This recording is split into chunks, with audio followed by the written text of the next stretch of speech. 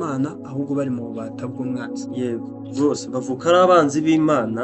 N'andi magambo iyo tuvuga ngo bavuka ari abanzi b'Imana, nta nubwo tuba tuvuze ko abantu bose bazavuka bafite imbunda yo guhiga ngo bajye kwica Imana, ahubwo bavuka batandukanijwe n'Imana, badashaka gukora ubushake bw'Imana.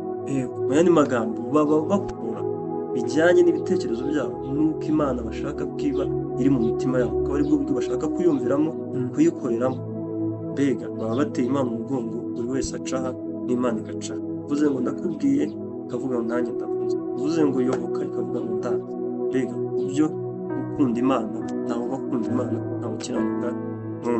Hari amagambo nshaka ko tureba kuri icyo wari uri kuvuga cy'uburyo nyine abantu bose bagwiriye muri Adamu, cyangwa nyine ugucumura kwa Adamu batumye abantu bose bahinduka abanyabyaha. Aha hari umuntu ushobora kuvuga ngo ariko ibyo ngibyo nibyo aba bari kwivugira niko tubyumva, cyangwa se wenda akatekereza yuko Imana yabibarenganyije.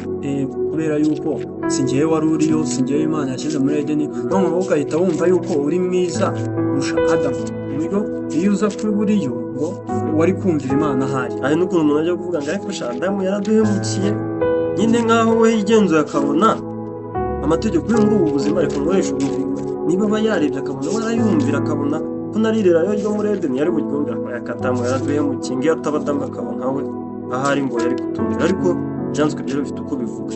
Yego, reka turareba mu Baroma 5:12 aravuga ngo kuko bimeze bityo nk'uko ibyaha byazanywe mu isi n'umuntu umwe, urupfu rukazanwa n'ibyaha, niko urupfu rugera ku bantu bose kuko bose bakoze ibyaha. Amategeko ataratangwa icyaha cyahozeho mu isi, ariko ntawe kibarwaho amategeko adahari.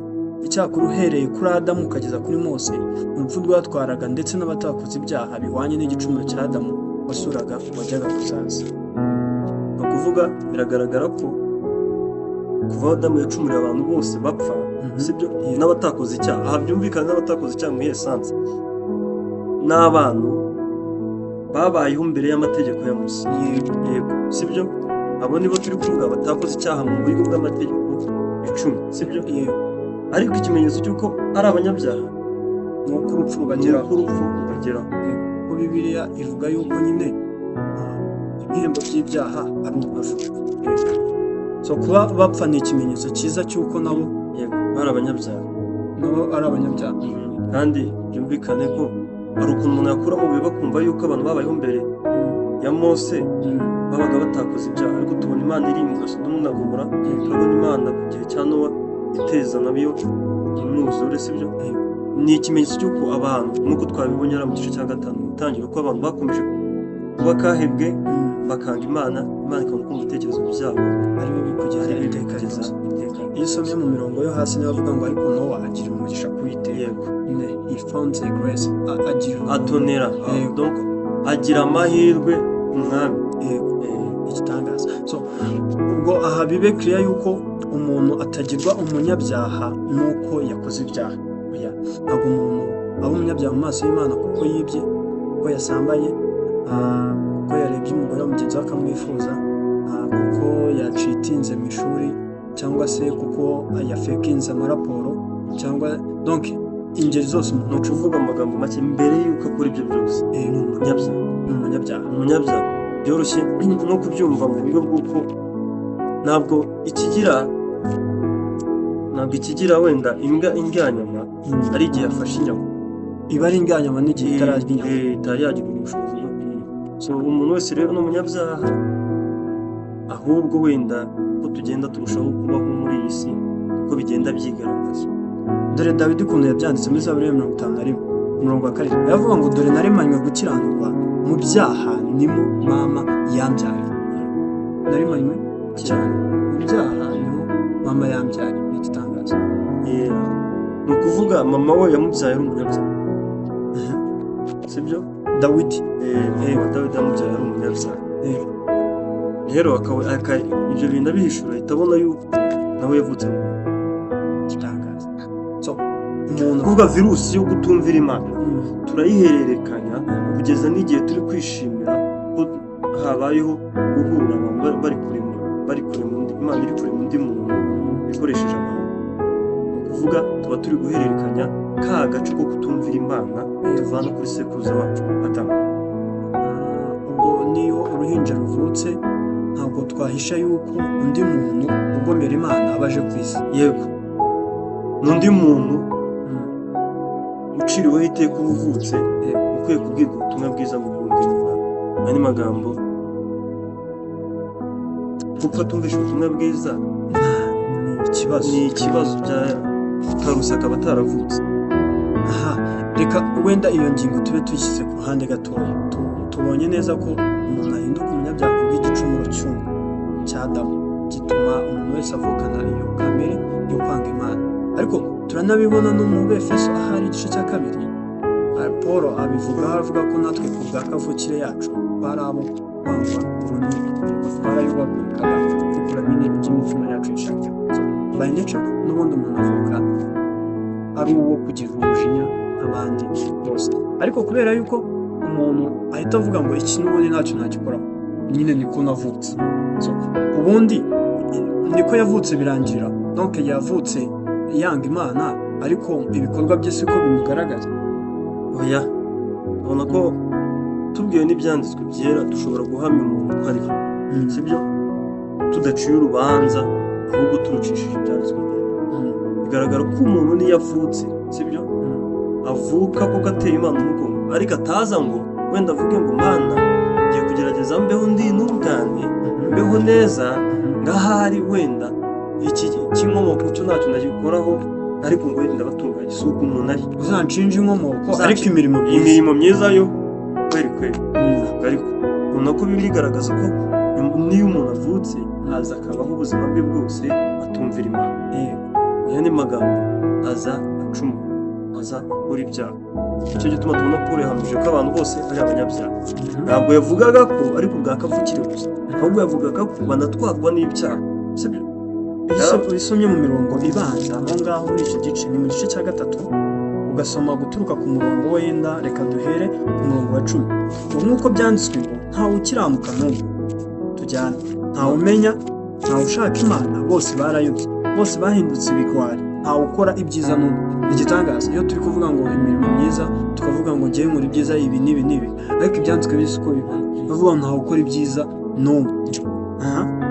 Ngo umuhogo wabo nimva irangaye, bariganishije indimi zabo, ubusagwe bw'incira buri mu minwa yabo, akanwa kabo kuzuye ibitutsi n'amagambo abeshya, ibirenge byabo byihutira kuvusha amaraso, kurimbuka n'umubabaro biri mu nzira zabo, inzira y'amahoro ntibarakayimenya, kubaha Imana ntikuri imbere yabo. Ni ukuvuga ibintu byose mwene muntu abakora ataravirwa n'uyu mucyo w'ubutumwa bwiza, ni ukuri rwose ababikorera Imana ye ni Imana ye, ni Imana yabonanye abandi arayishushanyira, ariko Imana itari yakwihishurira iyo ufite se ibatarimo.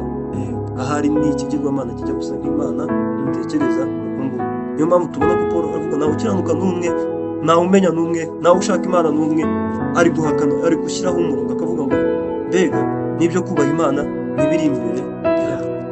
Ariko ibi umuntu agenda abyibuka mu minsi yatambutse, uburyo umuntu apangaga igiterane mu mutwe, ari gutekereza uburyo bibuze gutuma asosiyasiyo ayoboye igira izina imenyekana, uvuga ngo barakora bari active.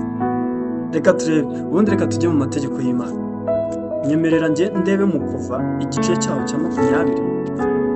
Igice cyaho cya 20 tubonamo amategeko y'Imana, ariko uze kumfasha uturebere mu Yesu ajya kuyavugaho muri Matayo hari mu gice cyaho cya 5.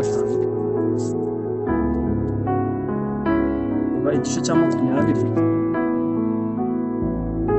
Reka ntabwo ndi busome amategeko yose cyane, ku mategeko ya mbere avuga uburyo dukwiye kubana n'Imana, abuza abantu gusenga ibishushanyo bibajwe, akabuza nyine akatubwira guhora twibuka umunsi w'isabato no kutavugira ubusa izina ry'Uwiteka.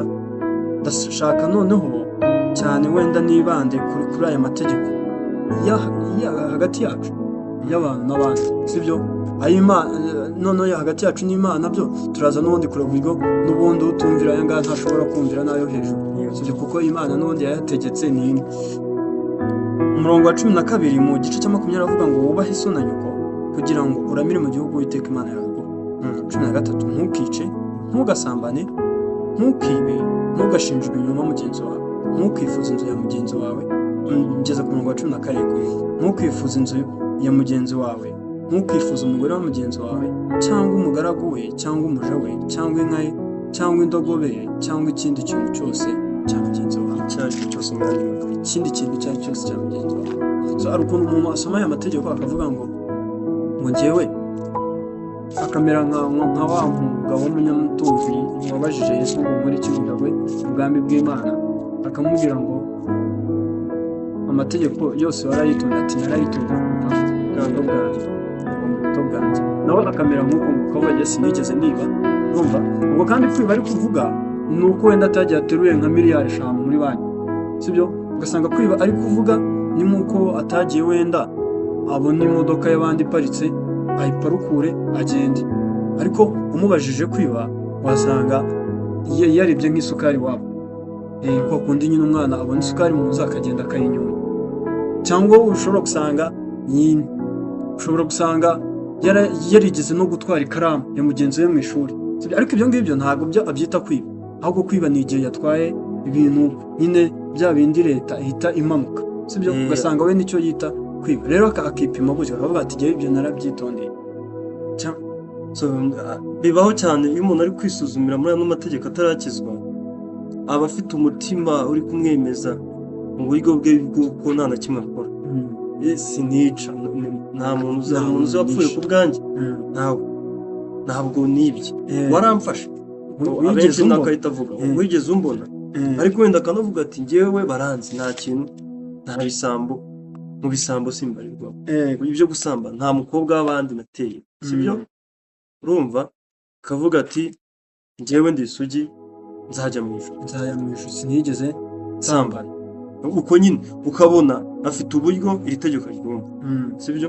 Ariko iteka ryose iyo dushaka kumva neza umutima w'Imana, tureba icyanditswe cyera, twarangiza ariko tukanareba n'umutima uri inyuma y'icyanditswe cyera, sibyo? Kandi ubwo nawo tukawubwirwa n'ibyanditswe byera. Mbega tuguma mu mbago z'ibyanditswe byera, tumenya iki cyanditswe kiri kuvuga. Ntabwo nadukana igitekerezo mvuge ngo ndi kumva ngo hari ubundi buryo ndi kubibonamo bitari mu byanditswe byera. Oya, biguma mu byanditswe byera, ariko kuko iby'umwuka bisobanuzwa umwuka, turareba se ntukice bisobanuye iki? Byari bivuze ngo ni ukwica gusa, ariko se bisobanuye iki? Kuko turi kubona ahubwo Abisiraheli bamwe Imana inabagabira abantu kabica. Uri kumva bifite icyo byari bisobanuye, umutima wabyo tukawubwirwa rero n'iki? N'ibyanditswe byera. Cyo gituma tubona Yesu, reba Matayo 5:22 afata umwanya agiye gusobanura kuri ano mategeko nk'umurongo wa 22. Ariko njyeweho ndababwira yuko umuntu wese urakarira mwene se akwiriye guhanwa n'abacamanza. Urabyumva? Turuse hejuru yari yabanje kuvuga Yesu asobanura itegeko ngo ntukice. Umurongo wa 22 ngo mwumvise ko abakera babwiye ngo ntukice, abashubije hano twari turi mu kuva igice cya 20. Sibyo Imana ivuye mu kanwa ka Mose. Uwica akwiriye guhanwa n'abacamanza. Uri kubona? Uwica inyuma umuntu agapfa akwiriye guhanwa n'abacamanza. None Yesu agiye kugerageza kubereka abandi bakwiriye igihano gisa nk'icyo ngicyo. Ni bande? Akavuga ngo njyeweho ndababwira yuko umuntu wese urakarira mwene se akwiriye guhanwa n'abacamanza. Uyu muntu urakariye mwene se agize umushiha gusa, yababaye ubwa mwene se, sibyo yamurakariye turekeremo ijambo dukoresha murakariye. Ariko Yesu kuvuga ko igihano nacyo kimukwiriye ni ikingana n'uwishe, sibyo? Ibi bintu biri mu byanditswe. Ariko njyewe ndababwira yuko umuntu wese urakarira mwene se akwiriye guhanwa n'abacamanza. Uzatuka mwene se ati wamupfuwe, ukwiriye guhanirwa mu rukiko, kuvuga nawe arahabwa abacamanza. Wamupfuwe. Ibi biratwegereye kuvuga ngo wakinwe kuba wapfuwe, sibyo? Ibi ababyeyi b'Abanyarwanda bamwe na bamwe kera batukanaga ngo kinyendaruwe, ibintu nk'ibyo byose. Uriya mwana wanjye ariko ni igicucu, ariko uri igihuhwe. Amagambo nk'ayo yose ibiri guhamya uwo muntu akwiriye gutwara igihano kingana n'icyo wishe, sibyo? Ubwo turi ku itegeko rimwe rivuga ngo ntukice. Jya 28. Iri turarisogongeye neza ko wa mupfu akwiriye guhanirwa mu rukiko, uzabwira mwene se ati wagicucuwe. Aya ni amagambo asanzwe mu Kinyarwanda. Wagicucuwe akwiriye gushyirwa mu muriro w'igihenomu, sibyo? Icyo ni icya mbere. Ntugasambane. Iri naryo ni twebwe twihitiyemo uko turisobanura, kuko twebwe twamenye ko twibwira ko gusambana ari igihe njyewe n'umukobwa runaka twemeranyije tukagenda tugasambana, sibyo? Ubwo ngubwo nibwo mba nasambanye. Ariko Yesu agiye kudufasha kumva yuko ubu busambanyi bwabwirwaga bwari burenze icyo ngicyo. Mwumvise ko byavuzwe ngo ntugasambane. Jyeweho ndababwira yuko umuntu wese ureba umugore akamwifuza, ureba umugore w'abandi ukamwifuza, aba amaze gusambana nawe mu mutima we. Ijisho ryawe ry'iburyo nirigushuka rero rikakugusha, urinogore urite kure, ibyiza ni uko wapfa ijisho rimwe. Ubona yuko icyaha cy'ubusambanyi nacyo ni icyaha kidasaba ko cyakorewe inyuma gusa, ahubwo n'igihe twarebye mu ntekerezo gusa ukavuga ngo uriya mukobwa, ugahindukira nk'uko ukamwifuza, tayari nawe warasaba amaso y'Imana umusambanyi. Birakomeye. Ariko reka turebe Yakobo ubundi we avuga iki. Yakobo iyo ari kwandika kuri aya mategeko, Yakobo hari icyo Yakobo nanone avuga gikomeye nacyo tudashobora kwibagirwa. Muri 4:17 avuga yuko ngo nuzi gukora neza ntabikore nabyo bimubera icyaha. Birumvikana icyaha ni byo twagombaga kumvira tutumviye, sibyo? Icyaha kandi nanone kiri mu byo twagombaga gukora tutakoze. Yego, ibyo nabyo biba ari icyaha. Ibi bisa gute mu buzima bwacu? Wenda reka dutinde kuri icyo cya kabiri, kuko icya mbere cyo twakivuze cyo kutumvira. Urugero, niba nari nzi ko kanaka akwiriye ubufasha, njyewe simufashe, ibyo ni icyaha. Nari nzi ko umuturarwanda mwiza yaciye ku rupapuro ashyiramo mituweli, ibyo simbikora, nabyo ni icyaha. Nari nzi yuko umukristo mwiza akwiriye gusoma ibyanditswe byera, ibyo nabyo simbikora, ibyo ni icyaha. Ni icyaha kingana n'icyuwishe. Ariko ikindi ni icyaha mu buryo bw'inkomoko, byo nabyo twabivuze. Yakobo 2:10 noneho. Yakobo 2:10 tugarutse kuri ya mategeko noneho gatuye. Kuko hari ukuntu umuntu avuga ngo wenda hari igihe ubona ntugasambane uvuga ati sinarize. Ariko ikibabaje hari n'igihe aba atari kuyareba neza, akiri kuyareba muri ya mboni ya mbere, ni ukuvuga ngo icyaha nicyo nakoze, atari kureba ariko no bitangira no mu mitekerereze y'ipfu